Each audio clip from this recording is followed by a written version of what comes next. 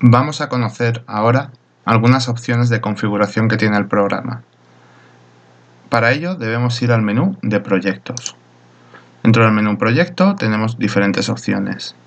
Vamos a empezar con una de las más sencillas, que es cambiar editor. ¿Para qué nos sirve?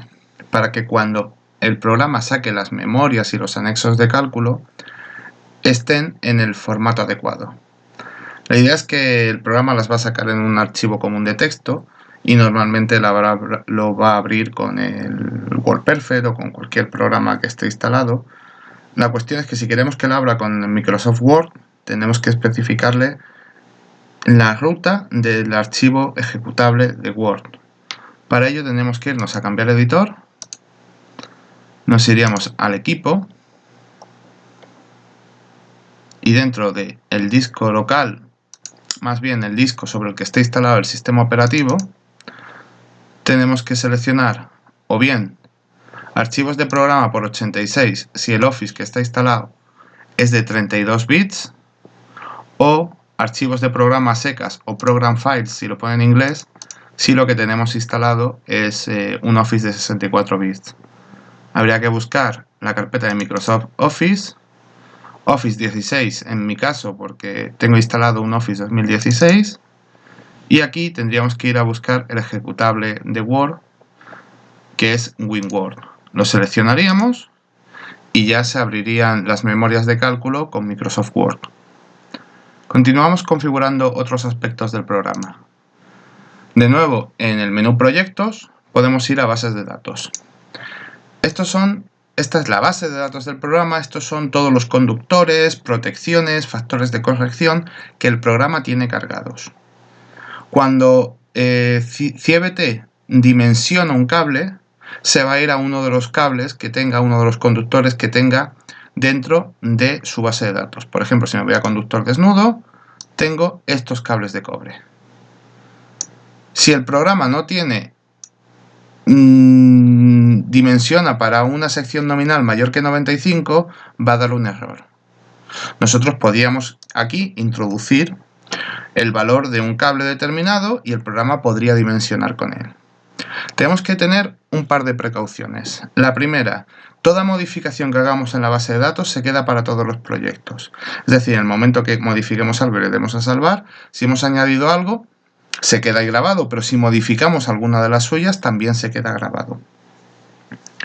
Otra cosa a considerar es que no podemos añadir un elemento al azar, por decirlo de alguna manera. Tendríamos que, si queremos añadir nuevos elementos que no contemplan el programa, que sean elementos que algún fabricante los tenga en su catálogo y podamos acceder a ellos, porque no nos vale de nada dimensionar un cable o dimensionar un interruptor magnetotérmico de un determinado calibre que luego yo no pueda comprar, luego yo no pueda incorporar dentro de mi proyecto.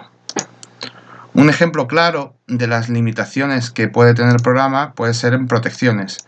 Si vemos aquí, por ejemplo, en diferenciales, solo tenemos diferenciales hasta 63 amperios.